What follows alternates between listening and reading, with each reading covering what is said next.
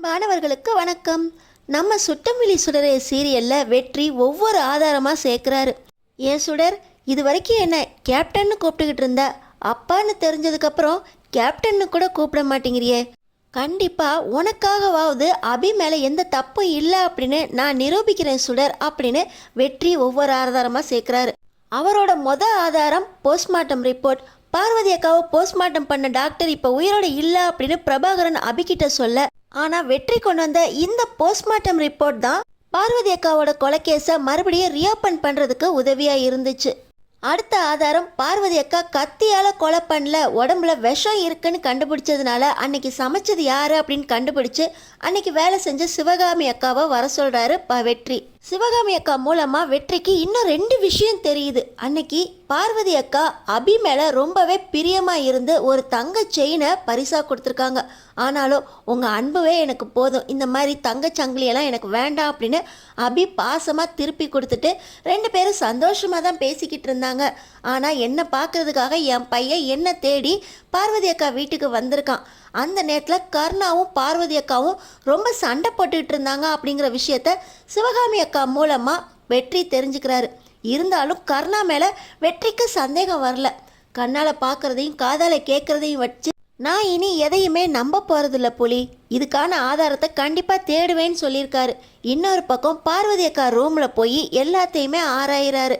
பார்வதி அக்காவோட ரூம்ல இருந்து ஃபோனு, ஒரு சில பேப்பர்ஸ், டைரி இதையும் எடுத்துகிட்டு வராரு. ஆனால் பார்வதி அக்கா ஒரு டைரி எழுதுனாங்க பார்த்தீங்களா, அது நம்ம சுடரோட பேக்கில் தான் இருக்குது.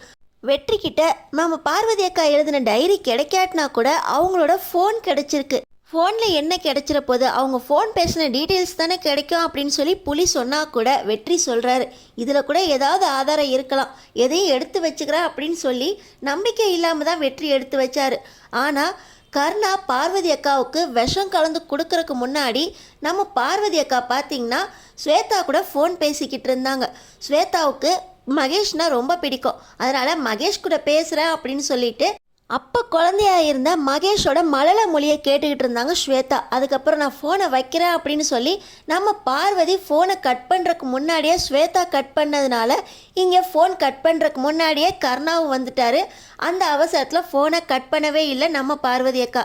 இப்போ கர்ணா பேசின எல்லாமே அந்த ஃபோனில் ரெக்கார்ட் ஆகிருக்கு.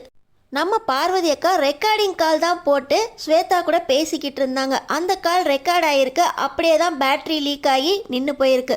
அப்போ மெமரி கார்டில் எல்லாமே ரெக்கார்ட் ஆகிருக்கும். ஆனால் பார்த்திங்கன்னா அந்த ஃபோனு அதுக்கப்புறம் ஒன்றுமே இல்லாமல் போய் தூக்கி ஓரம் கட்டிட்டாங்க.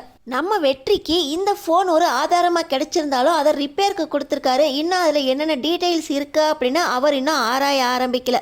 இன்னொரு பக்கம் நம்ம சுடர் பேக்கில் பார்வதி அக்கா எழுதின டைரி இருக்குது. அவங்க சாவறதுக்கு முன்னாடி திணறி ஸ்வேதா மேலே இருக்க காதல்னால தான் கர்ணா எனக்கு விஷம் வச்சு கொண்டுட்டாரு. இது வரைக்கும் நம்ம நல்லவர் அப்படின்னு நினச்சிக்கிட்டு இருந்த என் வீட்டுக்கார் கர்ணா நல்லவரே கிடையாது, எனக்கே விஷம் வச்சிட்டாரு. ஸ்வேதாவை நம்பி என் கர்ணாவுக்கு கல்யாணம் பண்ணியே கொடுத்துடாதீங்க, நல்லவர் வேஷம் போட்டாலும் எப்படியாவது இந்த உண்மை வெளியே வந்துடணும், அதுக்காக தான் இந்த டைரியை எழுதுகிறேன் அப்படின்னு திக்கி திணறி ரொம்ப கஷ்டப்பட்டு தான் நம்ம பார்வதி அக்கா அந்த டைரியை எழுதினாங்க. அவங்க அறகுறையாக எழுதியிருந்தா கூட, அவங்க ஹேண்ட் ரைட்டிங் ஒழுங்காக வராட்டினா கூட அந்த டைரியில் எல்லா ஆதாரமும் இருக்குது. இது இப்போ சுடரோட பேக்கில் தான் இருக்குது.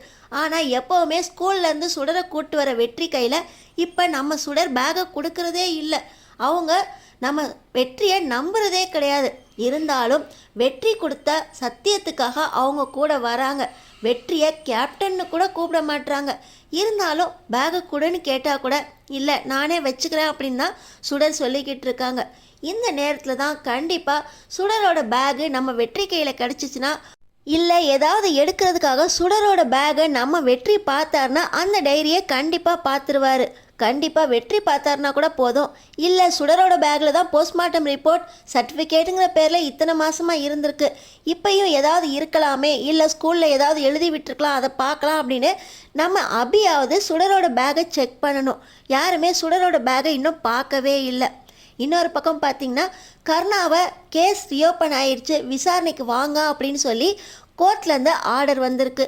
இந்த அபி கொலையும் செஞ்சுட்டு கோர்ட்டில் மறுபடியும் ரீஓப்பன் பண்ணியிருக்காளே, அவளுக்கெல்லாம் கொஞ்சம் கூட மனசாட்சியே இல்லையா அப்படின்னு ஸ்வேதா கேட்கும்போது இப்போ நம்ம வெற்றி சொல்கிறாரு, இந்த கேஸில் நிறைய உண்மைகள் மறைஞ்சிருக்கு, இன்னும் ஏதாவது ஆழமாக தோண்டி பார்க்கறதுக்காக இந்த கேஸை நம்ம பயன்படுத்திக்கலாமே, யார் தப்பு பண்ணியிருக்கா அப்படின்னு இன்னும் கூட நிறைய கண்டுபிடிப்பாங்க அப்படின்னு வெற்றி சொல்கிறாரு.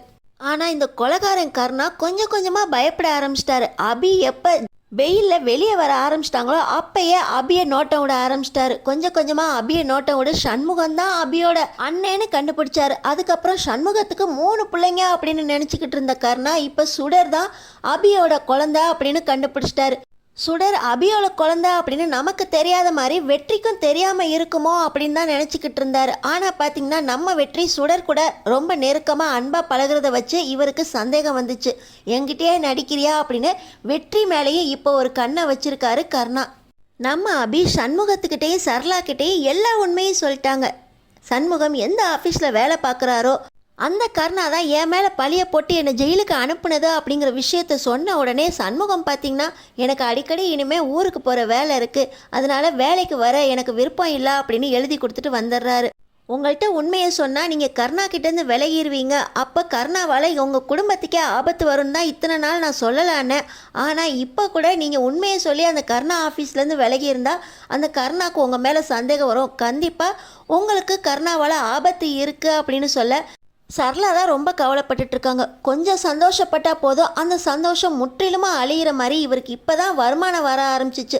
ஆனால் எல்லாத்துலேயுமே இந்த மாதிரி பிரச்சனை வந்துடுச்சு அப்படின்னு சரளா கவலைப்பட்டுட்டு இருக்காங்க. இந்த சரளாவை நம்ம அபி தேத்துறாங்க.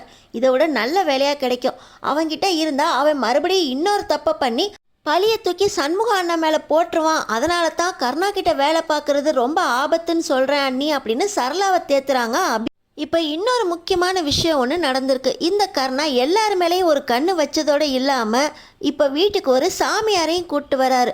ஆனால் அந்த சாமியார் இந்த கருணாவுக்கு ஜோஷியம் சொன்ன சாமியார் உண்மையான சாமியார் கிடையாது. ஆரம்பத்தில் கருணா ஒரு சாமியாரை பார்த்து பயப்பட்டார் பார்த்தீங்களா, செஞ்ச தப்புக்காக ஒரு உயிர் ஒன்று பழி வாங்குறதுக்கு பிறந்திருக்கு, அந்த தப்புக்கு சீக்கிரமே வெளியே வரும் அப்படின்னு அந்த சாமியார் கிடையாது. இப்போ வந்திருக்கிறது ஏதோ ஒரு போலி சாமியார். எதுக்காக அந்த சாமியாரை கருணா வீட்டுக்கு கூட்டிகிட்டு வந்திருக்காரு, அதுவும் அவராக கூப்பிட்டு வரல. அவங்க பார்வதி அக்காவோட அம்மா இருக்காங்க பார்த்தீங்களா, அவங்க தான் கோயிலுக்கு போன இடத்துல இந்த கருணா சொல்லி கொடுத்ததை எல்லாமே இந்த சாமியார் சொன்ன மாதிரி சொல்ல அதையும் பார்வதி அக்காவோட அம்மா நம்பிக்கிட்டு இந்த சாமியார் சொன்னதெல்லாம் உண்மையாக இருக்குது, நம்ம வீட்டில் நடக்கிறதையெல்லாம் இவர் புட்டு புட்டு வைக்கிறாரு, ஆனால் எங்கள் வீட்டில் சுப காரியமே நடக்க மாட்டேங்குது அப்படின்னு சொன்னதுனால உங்கள் வீட்டில் போய் நான் பார்த்தா தான் தெரியும் அங்கே என்ன தடையாக இருக்குது அப்படின்னு சொன்னதுனால அந்த சாமியாரை பார்வதி அக்காவோட அம்மாவே வீட்டுக்கு கூட்டிகிட்டு வந்திருக்காங்க. இதெல்லாம் எதுக்கு வேண்டாம் அப்படின்னு சொல்லி ஸ்வேதா சொன்னால் கூட கருணா எதுக்காக அந்த சாமியாரை வீட்டுக்குள்ளே கூப்பிட்டு வந்து என்ன பிளான் பண்ணி இங்கே தங்க வைக்க போகிறாரு. இன்னொரு பக்கம் பார்த்திங்கன்னா மகேஷ் கூட சுடர் பேசுகிறத விட்டுட்டு அவங்க கூட உட்காந்து சாப்பிட்றதே விட்டுட்டேம்மா அப்படின்னு சொல்கிறாங்க. ஆனால் அபியும் சரி நம்ம வெற்றியும் சரி மகேஷ் ரொம்ப பாவம், அவன் சின்ன பையன், ஏற்கனவே அம்மா இல்லாமல் அவன் கவலைப்பட்டுக்கிட்டு இருக்கான். இப்போ நல்ல தோழியாக இருந்த நீயும் அவங்க கூட பேசாட்டினா அவன் ஒடிஞ்சு போயிடுவான் அப்படின்னு சொல்கிறாங்க. அது மட்டும் இல்லாமல் அவங்க அப்பா பண்ண தப்புக்கு மகேஷ் என்ன பண்ணுவான், மகேஷ்க்கு ஏற்கனவே பார்வதி அக்கா அம்மாவும் இல்லை, இப்போது அப்பாவும் இப்படி தப்பு பண்ணிட்டு ஜெயிலுக்கு போவார் அப்படின்னு தெரிஞ்சிச்சுன்னா மகேஷ் கண்டிப்பாக ஒடிஞ்சு போயிடுவான். அந்த நேரத்தில் ஸ்வேதா ஆறுதலாக இருந்தால் கூட அப்பாவும் சரியில்லை அம்மாவும் சரியில்லை அப்படின்னா மகேஷ் மனசொடைஞ்சு போயிடுவான். பார்வதி அக்கா எனக்கு அன்போட சாப்பாடு கொடுத்துருக்காங்க, பார்வதி அக்காவோட இருக்கிற நல்ல குணம் மாதிரியே நீ சொன்ன ஒரு வார்த்தைக்காக அவங்க அப்பா கிட்ட ரெக்கமெண்ட் பண்ணி உன்னோட மாமாவுக்கே வேலை வாங்கி கொடுத்தவன் மகேஷ், நீ அவங்கிட்ட போய் கோவப்படலாமா, அவன் மேலே எந்த தப்புமே இருக்காது, ஆனால் அவன்கிட்ட தான் உங்கள் அப்பாவை பற்றி நீ எந்த விஷயத்தையும் சொல்லாமல் நீ எப்பவும் போல் அன்பாக பழகணும் அப்படின்னு அபியும் சரி வெற்றியும் சரி நம்ம சுடருக்கு சொல்ல, நான் கேப்டன் அங்கிள் சொன்னதுக்காக இல்லை, நீங்கள் சொன்னதுக்காக நான் மகேஷ் கூட இனிமேல் எப்பவும் போல் இருப்பேன் அப்படின்னு சுடர் சொல்கிறாங்க. பார்வதி அக்கா கொலை கேஸில் இப்போ நம்ம வெற்றிக்கு கிடைச்சிருக்க ஒரு ஆதாரம் பார்வதி அக்காவோட ஃபோன். நம்ம சுடர் கையில் இருக்கிற பார்வதி அக்கா எழுதின கடைசி நேரத்தில் எழுதின பார்வதி அக்காவோட டைரி, இந்த 2 ஆதாரமும் கிடைச்சா கூட போகிறோம். நம்ம அபி வெளியே வர்றதுக்கு ஒரு ஸ்ட்ராங் ஆதாரமாக இருக்கும். இதை விட இன்னும் பெரிய ஆதாரம் என்னென்ன கிடைக்க போகுது, அடுத்தடுத்து நம்ம அபி வெளியே வர்றதுக்கு வெற்றி என்னென்ன ஆதாரத்தெல்லாம் கொண்டு வர போகிறாரு, பிரபாகரன் அதுக்கு எப்படி உறுதுணையாக இருக்க போகிறாரு, நம்ம சுடர் வெற்றியை எப்போ அப்பான்னு கூப்பிட போகிறாங்க, அடுத்தடுத்து என்ன நடக்க போகுதுன்னு தெரிஞ்சுக்கிறதுக்கு நம்ம சேனலை சப்ஸ்கிரைப் பண்ணி தொடர்ந்து பாருங்கள்.